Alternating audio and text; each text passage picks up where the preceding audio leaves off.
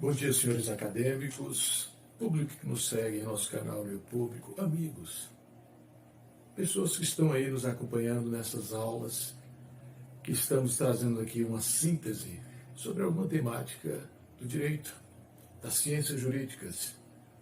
E hoje a abordagem que pretendemos discorrer aqui diz respeito aos graus de parentesco. E qual a importância teria em conhecer acerca desses graus de parentesco? Inicialmente, para evitar os impedimentos para os casamentos, união estável, alguém que esteja aí nesse plano de convívio, convivência, articulando uma estrutura de entidade familiar. Nós temos ali no artigo 1521 do Código Civil, exaltando os impedimentos para os casamentos. Portanto, o pai não pode casar com filha, mãe não pode casar com filho, avó com neto, e bisavô com bisneta, e assim por diante. Nós ainda temos outros impedimentos nesse sentido, relacionados a esses graus de parentesco, que é importante até realçar, porque aparece aí no artigo 1521 o impedimento até mesmo de casamentos de tios com sobrinhas, ou tias e sobrinhos. Mas nós temos o Decreto-Lei 3.200 de 1941, que deve prevalecer, inclusive, por meio de um enunciado que trouxe a Jornada de Direito Civil, determinando a sua aplicação. Ou seja, se dois médicos trouxerem laudos dizendo que desta possível união de tio e sobrinha ou tia e sobrinho não haverá degeneração biológica na prole, esse casamento poderá ser efetivado. Mas, numa reflexão inicial, nós vamos trazendo apontamentos de alguns sociólogos, antropólogos, que diz que na nossa existência, muitas pessoas às vezes são muito mais caras, significativas, dados seus envolvimentos, cumplicidades nas convivências, nos trabalhos, enfim, nas atividades que ora realizamos, do que muitos parentes biológicos. Esse manifesto ele está estruturado exatamente na falta de cumplicidade, de vínculos familiares que muitos parentes consanguíneos às vezes não têm.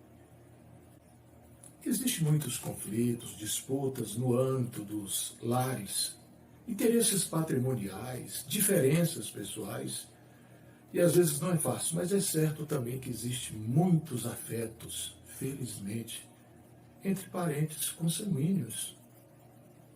Afetos duradouros, de toda uma existência, e quem sabe até mais do que isso, e que estão ali vivendo felizes. Irmãos, pais e filhos, avós e netos, tios, primos, e assim por diante. Segundo a doutrina civilista, os parentescos poderão ser classificados em naturais, por afinidade, e civis. Os parentescos naturais são os parentescos consanguíneos, que podem ser divididos ou classificados em linha reta e na linha colateral ou transversal. Os parentescos na linha reta são aqueles contabilizados de grau em grau entre descendentes e ascendentes ou vice-versa. É, por exemplo, o parentesco existente entre pai e filho, que é de primeiro grau, entre avô e neto, que é de segundo grau, entre bisavô e bisneto, que é de terceiro grau, e sucessivamente. Essa linha de parentesco reta, consanguínea, ela se dá ad infinito, segundo o que colhemos das lições doutrinárias. Mas o parentesco natural consanguíneo também é classificado na linha colateral ou transversal. E esta se inicia do segundo grau. O que se colhe de lição, nesse sentido, de se obter ou conseguir mensurar qual o grau de parentesco existente entre irmãos, tios, sobrinhos, primos, verifica-se que devemos imaginar um triângulo e no topo desse triângulo estaria o ascendente comum. E você logo abaixo.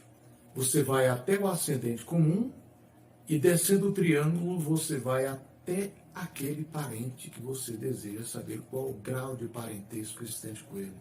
Se, por exemplo, o filho ou outro filho do ascendente comum, que seria irmão, parente em segundo grau, ou se seria o sobrinho, parente em terceiro grau, e enfim, se fossem os primos, parentes consanguíneos aí nessa linha colateral transversal em quarto grau.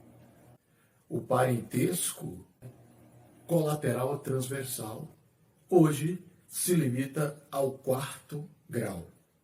Assim, verifica-se que a relação de parentesco existente entre irmãos é de segundo grau, nessa linha colateral ou transversal consanguínea.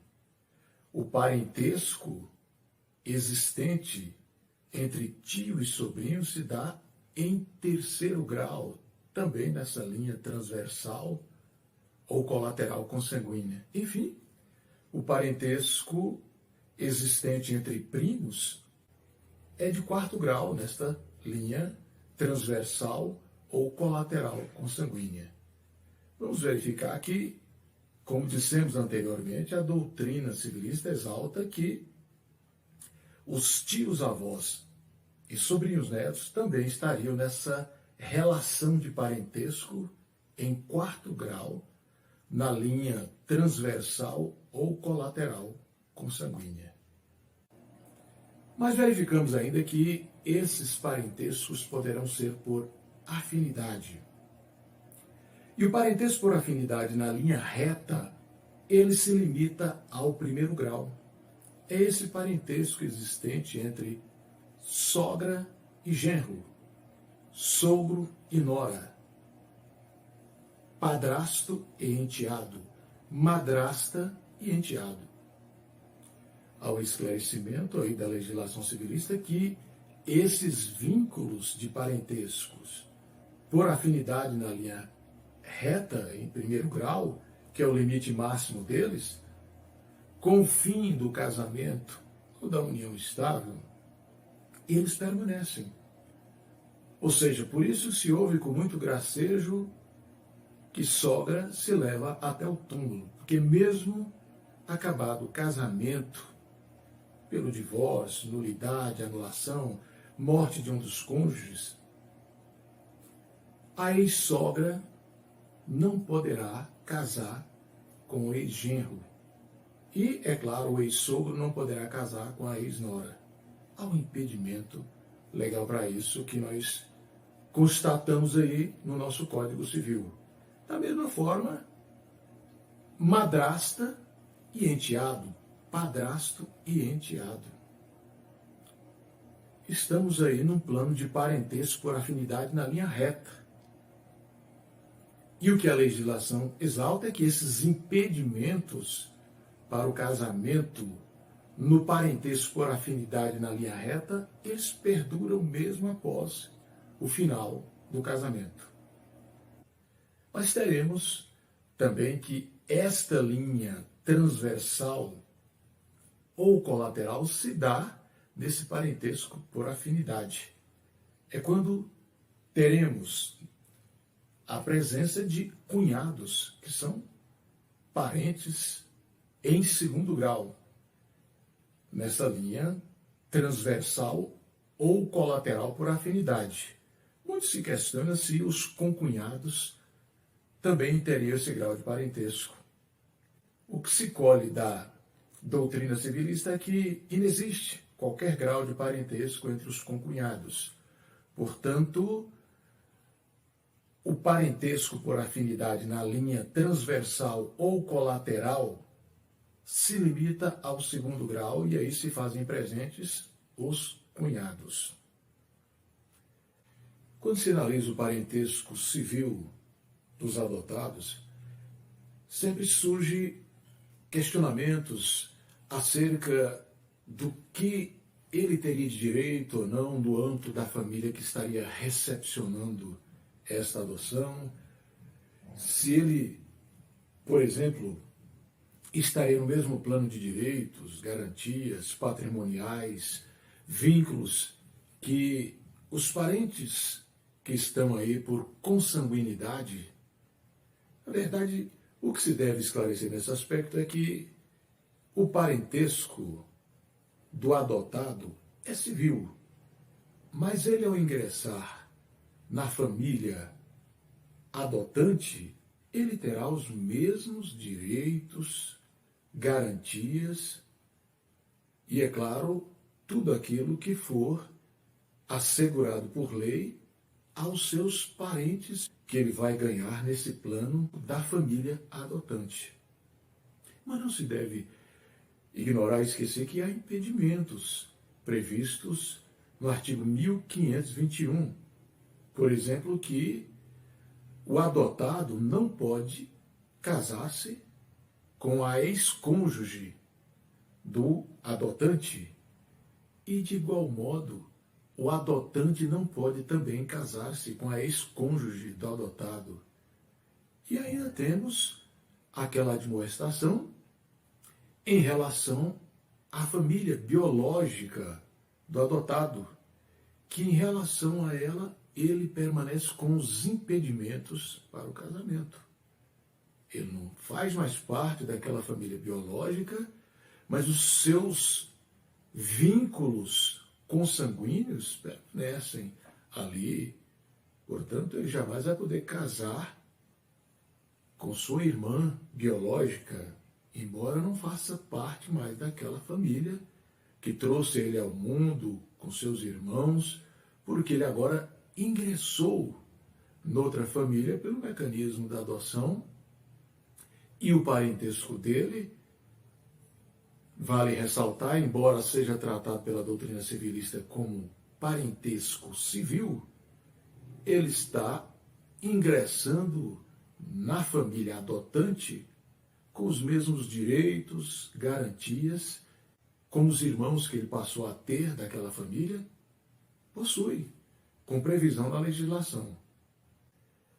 Quando se analisa esse parentesco civil que se dá em relação aos adotados, e é claro, além deles, aquelas situações das reproduções assistidas, envolvendo aí a situação heteróloga, quando o marido não tinha condições de estruturar ou auxiliar nessa concepção, seja por uma incapacidade coeunde ou por uma impotência generande, o grau de parentesco dessa criança será civil em se tratando dessa reprodução assistida heteróloga.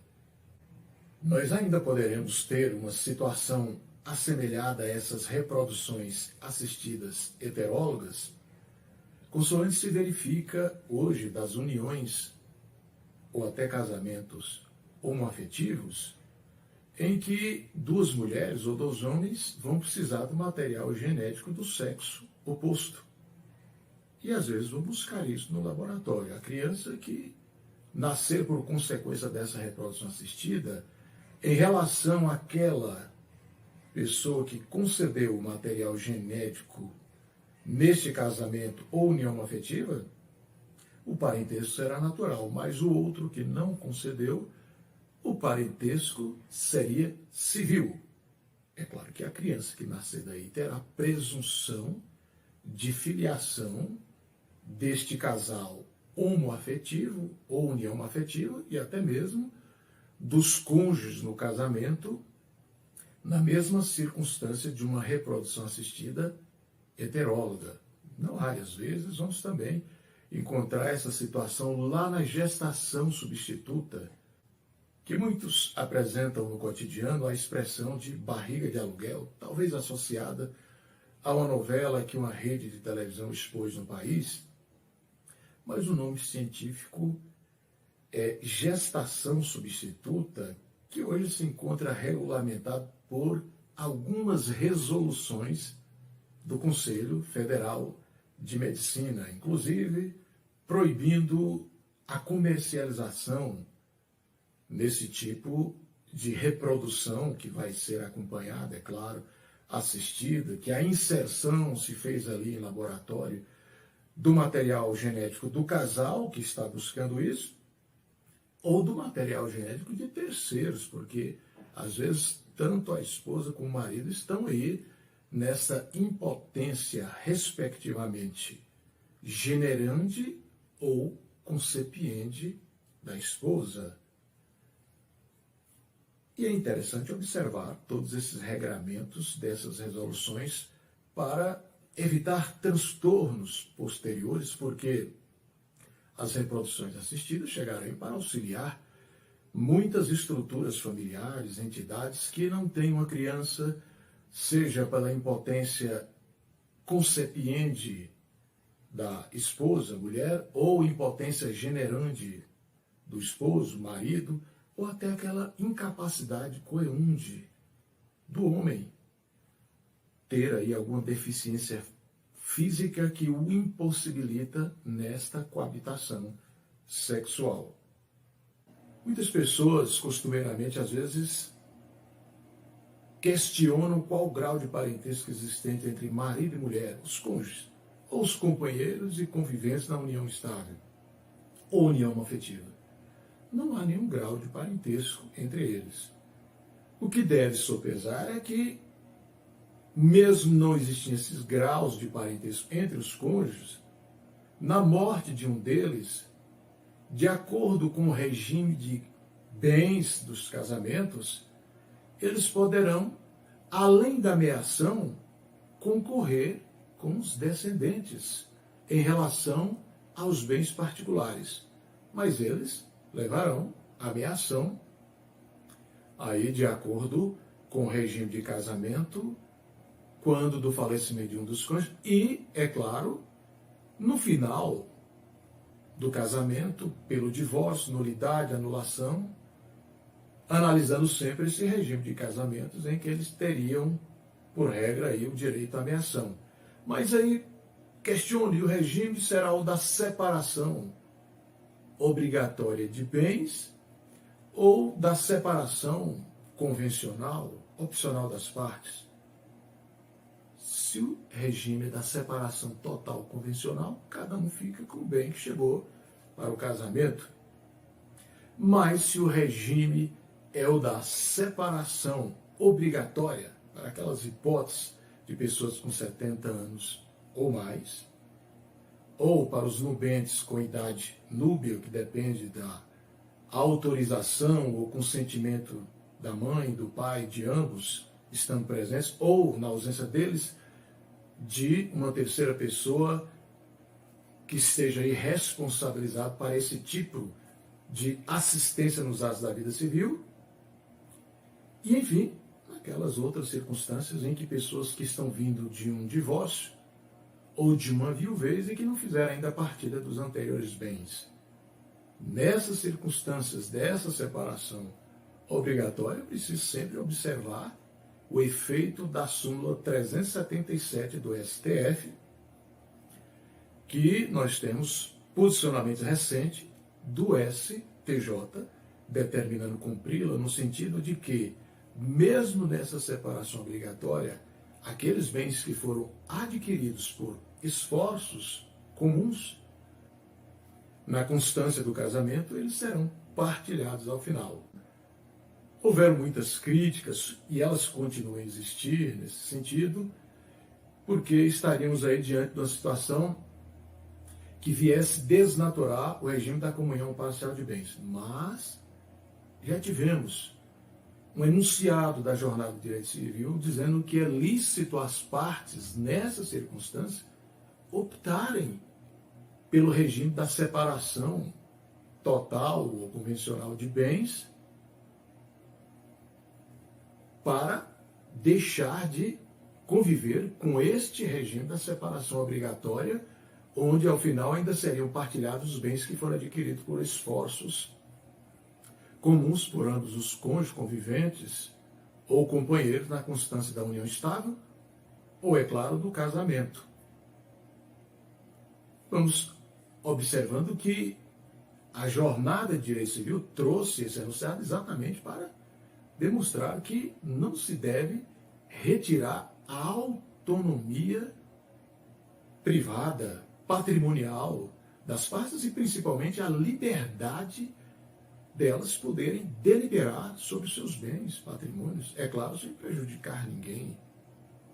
Nesse âmbito do casamento, que acima de tudo exige livre manifesto o tempo inteiro das partes em suas diversas fases e procedimentos, até se chegar ao momento definitivo do casamento. Mas, enfim, os graus de parentesco, como nós dissemos aí, ainda há uma dúvida que surge se padrinho ou madrinha com os afilhados teriam algum grau de parentesco.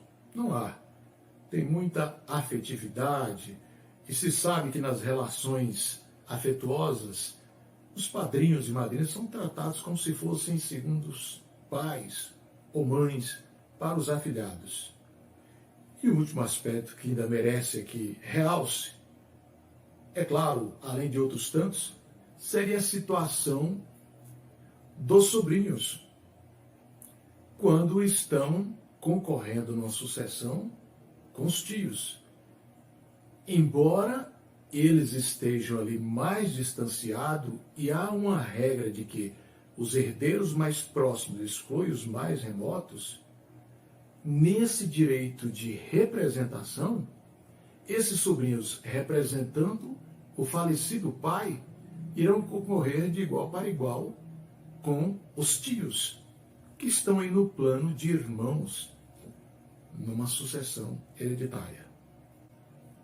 Se você gostou dessa temática desenvolvida aqui sobre os graus de parentesco, a importância disso para o casamento, disputa patrimonial, inscreva-se no nosso canal, deixe lá o seu like, produza os seus comentários.